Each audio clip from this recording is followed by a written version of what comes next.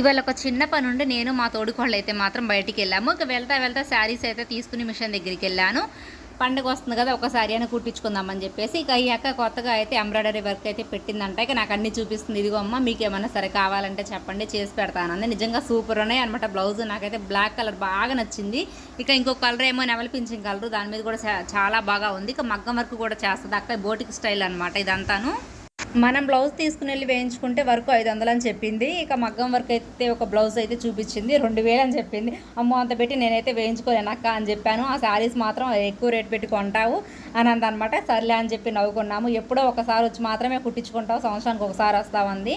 ఇక నేనైతే అమావాస్య పౌర్ణానికి ఎప్పుడుకో కొనుక్కుంటాను అక్క శారీసు అని చెప్పి కొంతసేపు మాట్లాడుకుని అయితే వచ్చేసాము. ఇక వస్తా ఇక ప్రతి ఒక్క ఇంటి వెంట అయితే మాత్రం ఈ బాటిల్స్ పెట్టారు. ఎందుకో అర్థం కాలేదు. నేను చాలా ఇళ్లలో చూశాను. ఎందుకో మీకు తెలిస్తే ఖచ్చితంగా కమెంట్ చేయండి. ఇక మేము వెళ్ళింది అయితే మాత్రం స్కూల్కి అనమాట. పిల్లలకి ఈరోజు పేరెంట్స్ టీచర్స్ మీటింగ్ ఉంటే ఇక ఫీజు అవి కట్టేసి నేను మా పిన్ని వాళ్ళ ఇంటికి వెళ్ళాను. వెళ్ళగానే ఇక మా పిన్ని వాళ్ళ అమ్మాయి అయితే రవ్వ లడ్డూలు చేసిందంటగా. కొత్తగా వంటలు నేర్చుకుంటుంది ఈ మధ్య. ఇక నాకైతే పెట్టింది, పర్వాలేదు, బాగుంది. కాకపోతే ఎండు కొబ్బరి ఎక్కువ వేసేసింది. ఇక మా పిన్ని జున్ను చేసిందంట గేదె పాలతో. ఇక అది కూడా పెట్టింది. చాలా అయిపోతుంది అనమాట. నేను ఈ జున్ను తిని సూపర్ టేస్ట్ అనమాట. ఇక దానిలో ఉండే రసం అయితే నేను ఎక్కువ తాగేస్తాను. ఇక నేనేదో కొత్త చుట్టాను అన్నట్టు మా చెల్లి అన్ని ఇంట్లో ఉన్నాయని తీసుకొచ్చి నా ముందు పెట్టి తినని బలవంతం చేస్తుంది. ఫ్రూట్స్ చాక్లెట్స్ ఇచ్చింది. ఇక నేనైతే చాక్లెట్ తీసుకుని తినేసాను, డైరీ మిల్క్. ఇక మా తోడికోళ్ళు అయితే మాత్రం చాలా భయపడుతుంది. బస్ ఎక్కితే ఏమన్నా అనుకుంటారేమో అని చెప్పేసి. ఎందుకు అనుకుంటారమ్మ, పెట్టింది ఎక్కడానికే కదా అన్న. ఇక చివరికైతే పానీపూరి తిని వచ్చేసాం.